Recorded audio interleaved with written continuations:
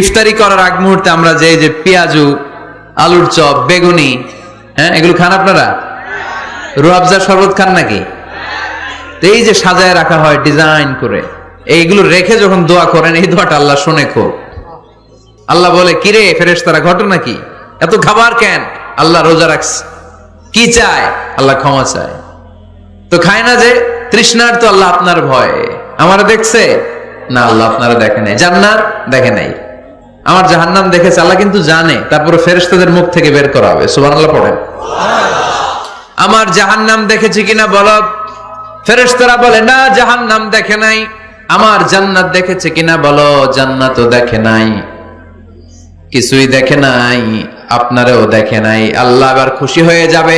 আমার খুশির জন্য, আমার ভয়ে তৃষ্ণার্ত ক্ষুধার্ত সামনে খাবার হাত বাড়ালেই খেতে পারে, গ্লাসটা তুললেই পান করতে পারে। আমার